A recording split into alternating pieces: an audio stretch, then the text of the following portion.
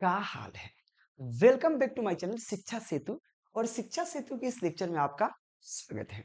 मेरे मित्र, याद रखना, शिक्षा सेतु पे आपको डेली क्लासेस दिया जाता है। दो समय रहता है। एक तो समय 8 बजे सुबह क्लास चलता है, ठीक है ना। 8 बजे सुबह में क्लास चलता है। मैं आपको थोड़ा सा आगाह कर देता हूँ। सुबह फिर एक शाम को 4 बजे से क्लास चलता है, ठीक है ना। अब देखो, बीच में अब हो सकता है कि किसी प्रॉब्लम कारण और कुछ बहुत सारा प्रॉब्लम होता है जिसकी वजह से क्लास कभी कभी नहीं हो पाता है, ठीक है ना। लेकिन आपको क्लासेस पूरा आज से एग्जाम तक, पूरे लास्ट तक आपके साथ रहा जाएगा। तो आज के लेक्चर में हम क्लास 10 के जीव विज्ञान बायोलॉजी, मेरे मित्र, आपको साइंस जो पढ़ना है, विज्ञान पढ़ना है क्लास 10 का, उसमें 3 गो बुक पढ़ना होता है। शायद सबको पता होता है कि 3 बुक पढ़ना है। 3 बुक में आपको एक जीव विज्ञान होता है, एक भौतिकी विज्ञान होता है, एक रसायन विज्ञान होता है। तो आपको हर से आपको 4-4 लघुत्तरीय प्रश्न उत्तर पूछा जाता है। जीव विज्ञान से आपके एग्जाम में बिहार बोर्ड में 2 नंबर वाला क्वेश्चन आंसर पूछा जाता है, जिसको लघुत्तरीय प्रश्न उत्तर कहा जाता है। और उसमें से आपको 4 क्वेश्चन का जवाब देना है, ठीक है ना। तो यह 4 क्वेश्चन क्लियर कैसे होगा? इसके क्लियर करने के लिए आप मात्र 30 MBBI 30 MBBI लघुत्तरीय प्रश्न उत्तर याद कर लेते हो, मात्र 30। और जो शायद आप 3 दिन में याद कर लोगे 10-10 क्वेश्चन करके, मुझे इतना पता है। 3 दिन में याद कर लोगे 4 क्वेश्चन में, 4 में 4 कोई नहीं छीनेगा, ठीक है ना। बस मेरे साथ बने रहिए। याद रखना, 30 MBBI आपको बायोलॉजी के मतलब फिजिक्स को पढ़ा चुका हूँ, 30 आपको केमिस्ट्री का भी पढ़ा चुका हूँ, और 30 आपका बायोलॉजी का लेकर आया हूँ, जिसका लेक्चर नंबर 2 है, क्योंकि लेक्चर नंबर 1 ऑलरेडी मैं आपको पढ़ा चुका हूँ, ठीक है ना। चलिए लेक्चर को शुरू करने का प्रयास करते हैं। और जो भी हमारे मैट्रिक में पढ़ने वाले स्टूडेंट है, उनसे रिक्वेस्ट है, चैनल सब्सक्राइब कर लीजिए, बेल आइकन दबा लीजिए। तो 11 नंबर क्वेश्चन से होगा, क्योंकि इससे पहले एक लेक्चर ऑलरेडी पढ़ा चुका हूँ। वह लेक्चर शिक्षा सेतु के यूट्यूब चैनल पे अवेलेबल है, देख सकते हो आप। तो वहां पे 11 नंबर क्वेश्चन है कि स्वपोषी पोषण एवं विषम पोषी पोषण में अंतर क्या है। और यह आपके एग्जाम में ऑलरेडी पहले ही आपके 2017, 2019, 2022 और 2023 के एग्जाम में पूछा गया है। इंपॉर्टेंट क्वेश्चन है कि स्वपोषी पोषण एवं विषम पोषी पोषण में अंतर क्या है, याद रखिएगा। बहुत प्यारा सा है। तो स्वपोषी पोषण, विषम पोषी पोषण। देखिए, स्वपोषी पोषण वैसा पोषण होता है जो अपना भोजन स्वयं बनाता है। जैसे कि हरे पौधे की बात कर लेते हैं, जैसे कि अपना भोजन स्वयं बनाता है, दूसरे पर निर्भर नहीं रहता। जैसे आप हैं तो आप दूसरे पर निर्भर है, अपना भोजन स्वयं नहीं बना सकते हो, अपने भोजन किसी दूसरे पर निर्भर होते हैं, ठीक है ना। अपना भोजन स्वयं नहीं बनाते। वो नहीं कि आप घर में खाना बनानी हो गया, भाई पेड़ पौधा के बिना आप खाना नहीं बना सकते, सब्जी चाहिए उसके लिए, बहुत सारा पानी चाहिए, बहुत सारा चीज चाहिए। तो याद रखना, जो जीव जो सजीव पदार्थ अपना भोजन स्वयं बनाता है, वह हमारा स्वपोषी पोषण है। और जो भोजन स्वयं नहीं बनाता, दूसरे पर डिपेंड होता है, उसे हम लोग विषम पोषी पोषण कहते हैं। चलिए मेरे दोस्त देखते हैं। तो स्वपोषी पोषण इस प्रकार से, विषम पोषी इसी प्रकार से आप अंतर लिखिएगा, खंड बाई खंड करके। देखिए, वह पोषण जिसके जिसने वह पोषण जिसने जीव अपनी वह पोषण जिसमें जीव अपना भोजन का स्वयं निर्माण करे, यानी कि भोजन का निर्माण स्वयं करता है, ठीक है ना, स्वपोषी पोषण कहलाता है। सिंपल है। वह जीव जो अपना भोजन का निर्माण स्वयं करता है, स्वपोषी पोषण कहलाता है, जैसे कि हरे पौधा। विषम पोषी में सिंपल वही, उसी तरह उल्टा उल्टा कर दीजिए। वह पोषण जिसमें भोजन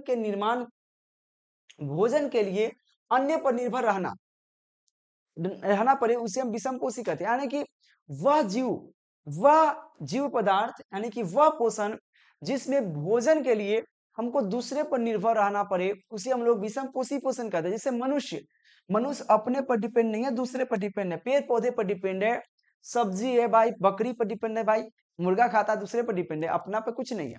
याद रखना, वह पोषण जो अपना भोजन के लिए दूसरे पर डिपेंड होता है, हमारा विषम पोषी पोषण कहलाता है। जैसे मनुष्य है, शेर है, कुत्ता है, ये सब। और स्वपोषी पोषण वह पोषण जो भोजन अपना स्वयं बनाता है, वो हमारा स्वपोषी पोषण कहलाता है, जो हमारा हरे पौधा है। और आपसे देख सकते हो कितना बार इंपॉर्टेंट क्वेश्चन है बिहार बोर्ड के लिए। चलिए अगले क्वेश्चन के मेरे दोस्त देख सकते हो। और फटाफट आपसे रिक्वेस्ट है, शिक्षा सेतु यूट्यूब चैनल को सब्सक्राइब कर लीजिए। डेली आपको क्लासेस दी जा रही है और आपको टॉपर लेवल की तैयारी कराई जा रही है। और इंपॉर्टेंट क्वेश्चन आंसर लेना चाहते हैं, इंपॉर्टेंट क्वेश्चन या क्रेश कोर्स, नंबर दिख रहा है, कंटेक्ट कर लीजिएगा। अगला क्वेश्चन है, स्वपरागण एवं परपरागण में अंतर बताइए। स्वपरागण एवं परपरागण में अंतर क्या है, चलिए समझने के प्रयास करते हैं। फिर उसी तरह लिखिएगा, स्वपरागण परपरागण, लाइन खींच दीजिएगा, इधर स्वपरागण के बारे में, इधर परपरागण के बारे में बता दीजिएगा।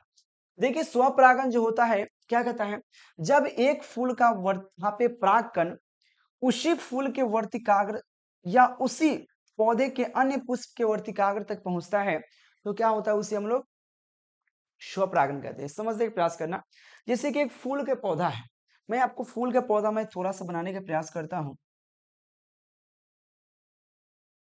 ठीक है, ये फूल लगा हुआ है छोटा छोटा, ठीक है ना। बट दोस्त यह एक पौधा, सिंपल क्वेश्चन कहता है जब एक फूल का परागकण यानी कि इस फूल का परागकण निकलकर इस फूल से परागकण जब निकलेगा, यानी कि जब एक फूल का परागकण उसी फूल के वर्तिकाग्र तक, यानी कि इसी फूल के वर्तिकाग्र तक, यानी यहां से निकल कर इसी फूल के वर्तिकाग्र तक पहुंचेगा, या हो सकता है कि उसी पौधे के एक पुष्प से परागकण निकलकर दूसरे पुष्प तक पहुंचेगा।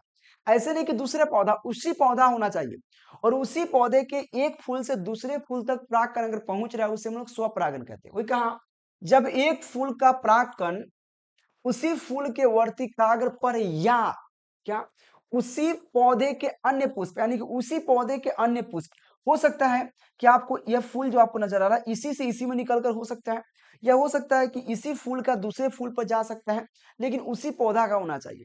तो ये कहा जब एक फूल का परागकण उसी फूल के वर्तिकाग्र पर या उसी फूल के सॉरी उसी पौधे के अन्य पुष्प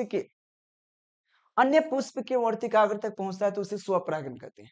और परपरागन क्या होता है, परपरागन समझिए।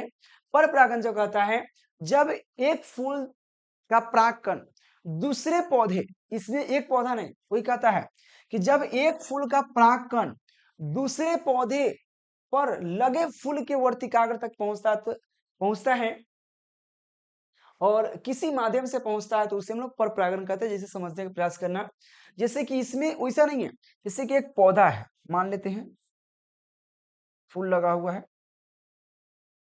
फूल लगा हुआ है, तो अब कहता है कि जब एक पुष्प के यानी कि एक फूल के परागकण, यानी कि हो सकता है इस फूल का परागकण निकला, लेकिन इसी पौधा में नहीं जाएगा, इसी पौधा में दूसरे पौधे में, याद रखना दूसरे पौधा जो यहाँ इधर पे बगल में है, ठीक है ना।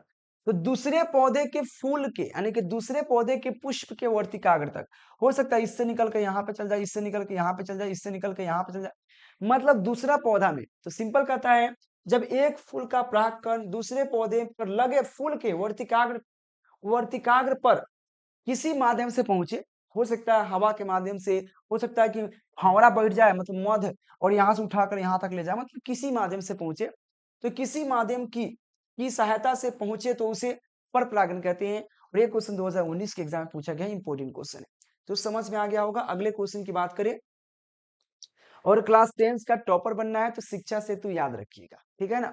अगला क्वेश्चन है परागन किसे कहते हैं, वर्षा होने पर परागन पर क्या प्रभाव पड़ता है। भैया परागकण क्या है और परागकण जो होता है वर्षा होने पर क्या प्रभाव पड़ सकता है। देखिए बहुत प्रभाव पड़ता है, क्या क्या पड़ता है चलिए देखने के प्रयास करते हैं।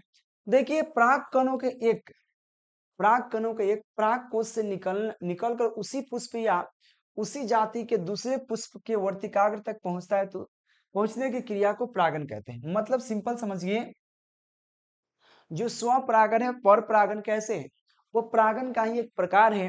तो परागन जो कहता है सिंपल है, जब एक फूल के परागकण निकलकर उसी फूल के वर्तिकाग्र या दूसरे पौधे के फूल के वर्तिकाग्र तक पहुंचता है तो उसे परागन कहते हैं। वही कहा गया पराग कणों के पराग कोश से निकलकर उसी पुष्प या उसी जाति के दूसरे पुष्पों के वर्तिकाग्र तक पहुंचने की क्रिया को हम लोग परागन कहते हैं। फिर दो सिंपल डिफिनेशन है, जो स्वपरागन और परपरागन पढ़ा आपने उसी को एक साथ कंबाइन कर दीजिए। यानी कि जब एक फूल से परागकण निकलकर उसी फूल के उसी पौधे के यानी कि उसी फूल के वर्तिकाग्र तक या उसी जाति के दूसरे फूल के या पुष्प, फूल मतलब पुष्प होता है, वर्तिकाग्र तक पहुंचता है तो उसे उस क्रिया को परागन कहते हैं। और वर्षा होने पर क्या प्रभाव पड़ता है, वर्षा होने पर परागन में बाधा उत्पन्न होती है, क्योंकि उस परागन के लिए बाह्य कारक बहुत सारा है। देखिए वर्षा जब हो जाएगा तो परागन पर बहुत सारा प्रभाव पड़ेगा, पराग कणों पर बहुत सारा प्रभाव पड़ेगा, क्योंकि उसके बाह्य जो है क्या क्या हो सकता है, याद रखना, क्योंकि उसके परागण के लिए बाह्य कारक जैसे तितली, मधुमक्खी, मनुष्य, पक्षी आदि की कमी होती है। भाई बारिश हो जाएगी तो ना तो उस फूल पर तितली बैठेगी, जब तितली नहीं बैठेगी, सोचो तितली नहीं बैठेगी तो एक पुष्प से जो वर्तिकाग्र दूसरे पुष्प तक कैसे पहुंचेगा। चलो बात लेते हैं, मधुमक्खी भी नहीं बैठ पाएगी, पानी हो रही, वर्षा हो रही तो नहीं बैठ पाएगी। मनुष्य के माध्यम से भी जाता है, मनुष्य भी कभी कभी देखना एक फूल के दूसरे फूल को रगड़ देता है, तो क्या उसमें संभोग हो गया एक प्रकार का, जिसा कहते हैं, जिससे कि आप समझ सकते हैं संभोग क्या है। तो उसे वर्तिकाग्र तक पहुंच गया, तो मनुष्य भी नहीं जा पाएगा, पक्षी भी, पानी हो रही पक्षी कैसे निकलेगा, आदि के कमी होती है। इसके अलावा वर्षा में, वर्षा से क्या होता है, वर्तिकाग्र पर पहुंच पहुंच यहाँ पे वर्तिकाग्र पहुंचे पराग कण भी क्या होता है, यहाँ पे झड़ जाता है। अगर बारिश हो गया, बाई देखिए, चलो एक फूल पुष्प से निकला, दूसरे पुष्प तक पहुंचा है, यहाँ तक गया है, और वो थोड़ा सा इंतजार ही कर रहा था, तब तक बारिश हो गया, पहुंचा हुआ भी पराग कण क्या होगा, झड़ जाएगा। वही कहता है कि इसके अलावा क्या हो सकता है, बारिश से वर्तिकाग्र पर पहुंचे पराग कण भी झड़ जाता है, जिसके कारण परागण की क्रिया नहीं हो पाती है, जिसके कारण परागण की क्रिया नहीं होगी तो दूसरा पुष्प नहीं निकल पाएगा। यह होता है बेसिकली, क्या होता है, परागण वर्षा का कारण। याद रखना परागण क्या है, तो परागण सिंपल है, जब किसी पुष्प से परागकण निकलकर उसी पुष्प के वर्तिकाग्र तक या उसी जाति के दूसरे पुष्प के वर्तिकाग्र तक पहुंचने की क्रिया को परागण कहते हैं। वर्षा होने पर परागण पर बहुत सारा प्रभाव पड़ता है, क्योंकि बारिश होने की वजह से बाह्य लक्षण जैसे कि पक्षी, तितली, मधुमक्खी, मनुष्य आदि नहीं पहुंच पाती है। इसके अलावा जो पुष्प तक जो परागकण पहुंचा है वो भी झड़ जाती है, जिससे वो परागण की क्रिया नहीं हो पाती है, और इसे ही हम लोग वर्षा का प्रभाव कह सकते हैं। और ये क्वेश्चन आप देख सकते हो 2013 और 2021 के एग्जाम में पूछा गया था। अगले क्वेश्चन देखो मेरे दोस्तों, अगले क्वेश्चन आपके सामने है कि कोई वस्तु सजीव है, इसका निर्धारित कैसे करेंगे। इसे कोई वस्तु में जीव है, निर्धारित के सजीव, सजीव निर्जीव जानते होंगे, सजीव है कैसे पता करेंगे। याद रखना, वो भोजन करता हो, सांस लेता हो, चलता हो। अब देखो कोई चलता भी नहीं है तब पर भी होता है सजीव, ठीक है। तो सबसे पहला भोजन करता हूँ, सांस लेता हूँ, वृद्धि, वृद्धि मतलब वृद्धि करता हूँ, गति करता हूँ, प्रजनन करता हूँ, प्रजनन मतलब पैदा करता हूँ बच्चे को अपनी तरह। तो सबसे पहला है भोजन करता हूँ, सांस लेता हूँ, वृद्धि करता हूँ और प्रजनन, गति करे या ना करे लेकिन सजीव हो सकता है। बिना गति करने वाला भी सजीव होता है, जैसे पेड़ पौधा, लेकिन वृद्धि करेगा, देखिए छोटा सा बड़ा हो जाता है। प्रजनन यानी कि अपने जगह दूसरे बच्चे को भी पैदा कर सकता है। ये सब जो होता है सजीव का निर्धारित करने का, और ये क्वेश्चन 17 और 21 के एग्जाम में पूछा गया है, ठीक है। ये सब बहुत इजी क्वेश्चन है। सजीव होने का मुख्य कारण क्या है। अगले क्वेश्चन है ऑक्सी श्वसन तथा अनॉक्सी श्वसन में अंतर स्पष्ट करें। भैया जी ऑक्सी श्वसन और अनॉक्सी श्वसन क्या है। देखिए ऑक्सी श्वसन जो होता है ऑक्सीजन की उपस्थिति में होता है, यानी कि जो ऑक्सी श्वसन होता है ऑक्सीजन की उपस्थिति में होता है, जबकि अनॉक्सी श्वसन जो होता है या अनॉक्सी श्वसन जो होता है ऑक्सीजन की उपस्थिति में नहीं होता है, यानी कि ऑक्सीजन की अनुपस्थिति में होता है। अनुपस्थिति मतलब यहाँ पर उपस्थिति, अनुपस्थिति मतलब अपसेट, ठीक है ना। तो याद रखना मेरे दोस्त, ऑक्सी श्वसन जो होता है ऑक्सीजन की उपस्थिति में होता है, जबकि अनॉक्सी श्वसन ऑक्सीजन की अनुपस्थिति में यानी कि उपस्थिति में नहीं होता है, ठीक है ना। आगे बढ़िए। ऑक्सी श्वसन का प्रथम चरण कोशिका द्रव से दूसरी चरण माइटोकॉन्ड्रिया में होता है, यानी कि जो ऑक्सी श्वसन जो होता है उसका प्रथम चरण जो होता है कोशिका द्रव में होता है, और दूसरा का चरण जो होता है माइटोकॉन्ड्रिया में होता है। ऑक्सी श्वसन ऑक्सीजन की उपस्थिति में होता है, ऑक्सी श्वसन जो होता है प्रथम चरण जो होता है वो कोशिका द्रव में होता है, और दूसरा का चरण माइटोकॉन्ड्रिया में होता है, ठीक है। और अनॉक्सी श्वसन की बात करें, अनॉक्सी श्वसन जो होता है बेसिकली ऑक्सीजन की अनुपस्थिति में यानी कि उपस्थिति नहीं होनी चाहिए, और अनॉक्सी श्वसन की पूरी क्रिया कोशिका द्रव में होता है, इसमें माइटोकॉन्ड्रिया की आवश्यकता नहीं पड़ता। यह बेसिकली अंतर है, और इसमें पूरा में पूरा मिलेगा नंबर, एक भी नंबर नहीं कटने वाला है मेरे दोस्त। और याद रखना सबका पीडीएफ नोट्स रेडी है, ऑब्जेक्टिव के साथ सब्जेक्टिव क्वेश्चन नंबर दिख रहा है, कंटेक्ट मात्र 199 का कोर्स है, लेने के प्रयास करना मेरे दोस्त, गर्दा उड़ जाएगा, ठीक है। चलिए, और शिक्षा सेतु पर डेली क्लासेस दी जा रही है, डेली, ठीक है ना। अगले क्वेश्चन, धमनी और सीरा में अंतर क्या है। धमनी और सीरा में बहुत सारा अंतर है, देखो ये 2014, 19 और 22 के एग्जाम में पूछा गया बिहार बोर्ड में। धमनी क्या है, धमनी द्वारा यहाँ पे शुद्ध रक्त का परिवहन होता है। धमनी जो होता है शुद्ध रक्त, मतलब जो आपके शरीर में रक्त जो होता है बहुत प्रकार का होता है, तो शुद्ध रक्त का परिवहन होता है धमनी द्वारा। और धमनी की दीवार जो होती है, ठीक है ना, और सीरा क्या है, सीरा द्वारा अशुद्ध रक्त का परिवहन होता है। जैसे आपके अंदर जो अशुद्ध रक्त है उसका परिवहन किसके माध्यम से होगा, यहाँ पे सीरा द्वारा। और शुद्ध रक्त का परिवहन धमनी द्वारा। अशुद्ध रक्त का परिवहन, परिवहन मतलब चलना, ठीक है ना, बहना, सीरा द्वारा होता है, याद रखना। और एक और चीज इसमें अगला पॉइंट देखो, धमनी का दीवार मोटी होती है। धमनी की दीवार जो होती है मोटी होती है। जो नली होती है धमनी का वो मोटा होता है, जबकि आपके सीरा का दीवार पतला होता है, अबे पतली होती है। तो मेरे दोस्त यहाँ तक बताओ किसी को याद नहीं हुआ क्या भाई? इतना इजी डिफिनीशन परिभाषा कहीं नहीं मिलने वाला, सिर्फ शिक्षा सेतु भाई कुंदन सर आपको देंगे। और याद रखना डेली आपको क्लासेस दे रहा हूँ, तो प्लीज रिक्वेस्ट आने के प्रयास करना। तो धमनी और सीरा में अंतर क्या है? धमनी होता है शुद्ध रक्त का परिवहन करता है, सीरा अशुद्ध रक्त का परिवहन करता है। धमनी का दीवार मोटी होती है जबकि सीरा का दीवार पतली होती है। और इस तरह से लिखोगे ना तो आपको अच्छा लगेगा, एग्जामिनर जो चेक करेगा उसको भी अच्छा लगेगा, और लगेगा भाई दोनों में अंतर किया गया है। और एक के साथ लेके घजर मजर कर देता है, बेकार लगता है। चलिए आगे चलिए, अगले क्वेश्चन है विषम पोषी या परपोषी क्या है? ऐसे विषम पोषी आपको पता है वह पोषण जो अपना भोजन स्वयं नहीं बनाता है, दूसरे पर डिपेंड होता है या दूसरे पर निर्भर करता है, विषम पोषी या परपोषी कहलाता है। डिफिनेशन क्लियर है? शायद कुछ है नहीं इसमें, देखिए, वह जीव जो अपना भोजन के लिए प्रत्यक्ष या अप्रत्यक्ष रूप से स्वयं पर निर्भर रहते हैं, सॉरी यार, स्वयं पर निर्भर रहते हैं, मतलब क्वेश्चन कहा गया विषम पोषी या परपोषी क्या है? जो जीव अपना भोजन के लिए प्रत्यक्ष या अप्रत्यक्ष रूप से स्वयं पर निर्भर रहते हैं, परपोषी या यहाँ पे विषम पोषी कहलाते हैं, ठीक है ना। और ऐसे जीव जो होते हैं, ऐसे जीव में होने वाले पोषण को विषम पोषी पोषण कहा जाता है। जैसे शेर मनुष्य परपोषी जीव है। भैया यहाँ पे एक शब्द हुआ स्वयं पर निर्भर नहीं रहते हैं, यहाँ पे नहीं होना चाहिए, ठीक है ना। तो याद रखना, जो जीव अपने भोजन के लिए प्रत्यक्ष या अप्रत्यक्ष मतलब किसी भी प्रकार से अपने पर निर्भर नहीं होते हैं, विषम पोषी कहलाते हैं। और इसमें होने वाला पोषण को हम विषम पोषी पोषण कहते हैं। विषम पोषी पोषण विषम पोषी कहलाता है। और ऐसे जीवों में होने वाला पोषण को विषम पोषी या परपोषी पोषण कहलाता है। जैसे कि मनुष्य, बकरी से ये दूसरे पर डिपेंड है, अपना भोजन स्वयं नहीं बना सकता है, ठीक है, दूसरे पर डिपेंड होता है। बकरी क्या करता है, घास को खा जाता है, अपना भोजन स्वयं बनाता नहीं, वो अपन दूसरा उगता है बस खा जाता है। हम लोग क्या करते हैं, पलकी खा जाते हैं, मुरई का खा, वो बेचारा अपने को पेड़ बनाया, हम लोग खा जाते हैं, ठीक है। तो क्या ये विषम पोषी पोषण है। अगले क्वेश्चन की बात करें मेरे दोस्त, अगले क्वेश्चन है कि यहाँ पे प्रकाश संश्लेषण क्या है? देखिए, प्रकाश संश्लेषण आपको पता है हरे पौधे में होता है। प्रकाश संश्लेषण की क्रिया बहुत प्यारा सा है, समझने का प्रयास करना।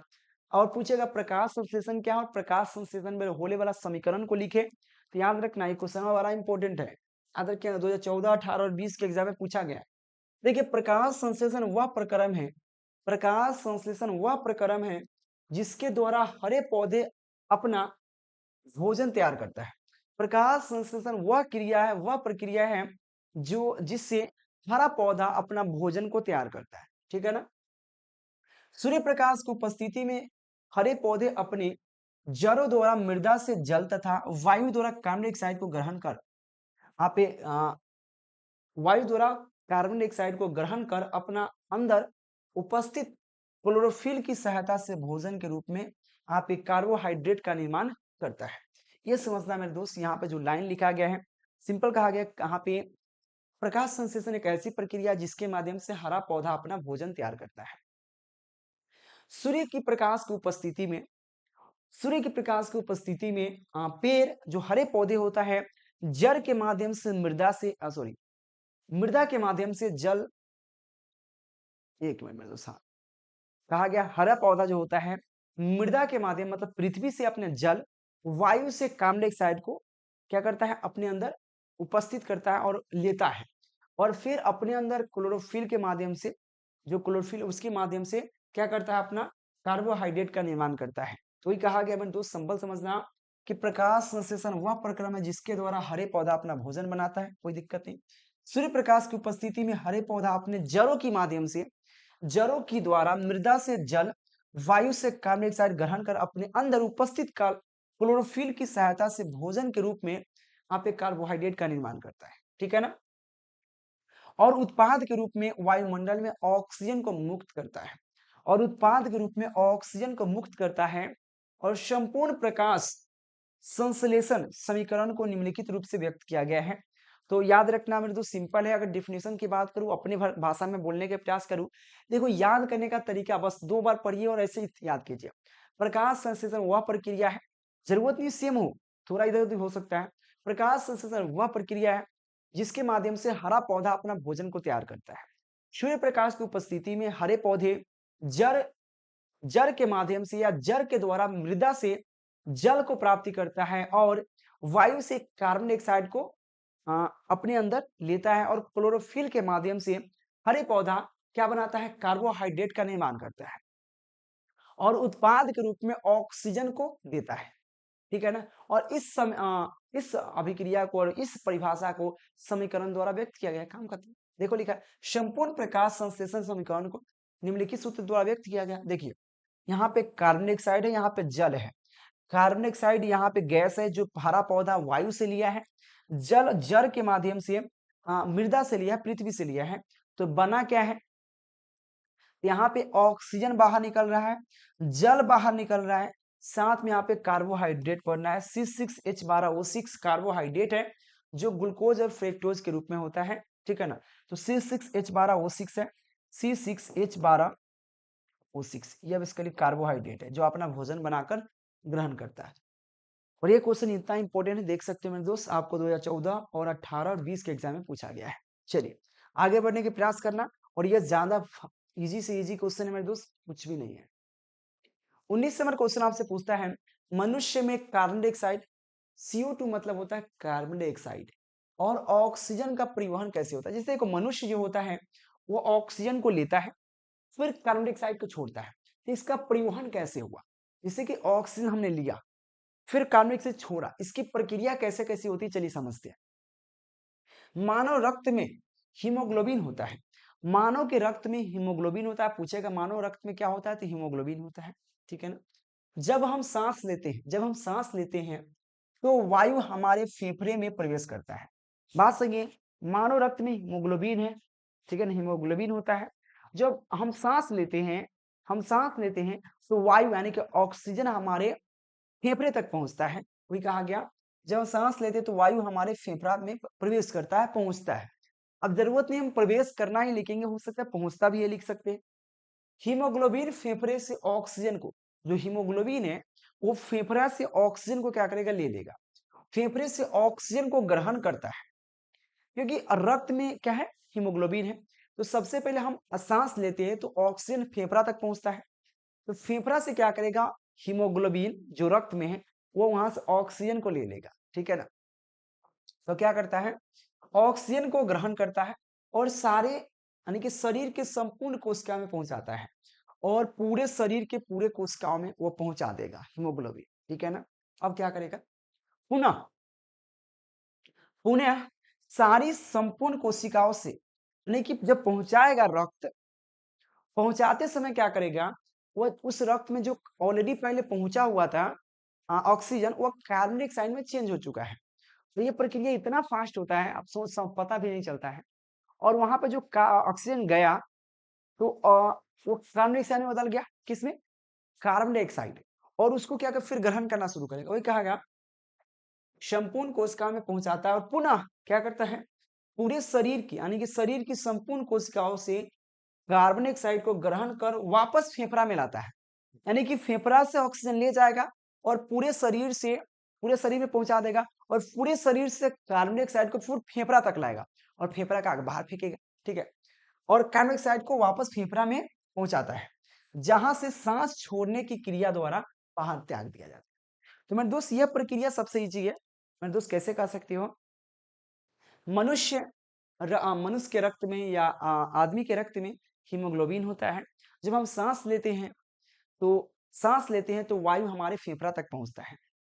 फेफड़ा से हीमोग्लोबिन ऑक्सीजन को ग्रहण कर पूरे शरीर में पहुंचाता है, और पूरे शरीर से कार्बन डाइऑक्साइड को हीमोग्लोबिन पूरे कहाँ, फिर फेफड़ा तक लाता है। और हवा छोड़ने के माध्यम से, गैस छोड़ने के माध्यम से और सांस निकालने के माध्यम से हम लोग क्या करते हैं, उसको कार्बन डाइऑक्साइड को छोड़ देते हैं। यह प्रक्रिया हुआ, सबसे इजी क्वेश्चन है, बाद में एग्जाम में पूछने वाला क्वेश्चन है। अगले क्वेश्चन देखो, 20 नंबर क्वेश्चन क्या है, जैव आवर्धन क्या है, और ये क्वेश्चन 2011-2022 के एग्जाम में पूछा गया है। जैव आवर्धन क्या है? सबसे इजी क्वेश्चन है कि खाद्य श्रृंखला में, खाद्य मतलब खाने वाला श्रृंखला, जो खाने वाला पदार्थ है, खाने वाला पदार्थ में विषाणु युक्त मतलब विषायुक्त मतलब विषाणु युक्त मतलब जहर युक्त जो खराब वस्तु, वही कहा गया खाने वाला श्रृंखला ने खाद्य श्रृंखला में विषायुक्त पदार्थों की सांद्रता में वृद्धि को जैव आवर्धन कहते हैं। सिंपल मेरे दोस्त क्वेश्चन कहा गया, जो खाने वाला पदार्थों में विषाण मतलब विष युक्त मतलब खराब वस्तु, विष मतलब समझते, विष मतलब जहर, ठीक है ना, तो खाने वाला मतलब वस्तु में, तो खाद्य श्रृंखला में विषाक्त पदार्थों की यहाँ पे सांद्रता को वृद्धि को जैव आवर्धन कहते हैं। सबसे इजी क्वेश्चन है, और ये क्वेश्चन देखो आपको पूछ चुका है मेरे दोस्त, काफी महत्वपूर्ण क्वेश्चन है, ध्यान रखिएगा। और मेरे दोस्त एक चीज आपको बता दे, यहाँ पे जो भी क्वेश्चन है काफी महत्वपूर्ण है, और डेली क्लासेस दी जा रही है, तो शिक्षा सेतु चैनल सब्सक्राइब कर लीजिए, टेलीग्राम ज्वाइन कर लीजिए, लिंक आपको डिस्क्रिप्शन में है। डेली क्लास दे रहा हूँ। Thank you watching for this video. मिलते हैं नेक्स्ट लेक्चर के नेक्स्ट वीडियो के साथ, तब तक के लिए बाय बाय मेरे दोस्त, थैंक यू।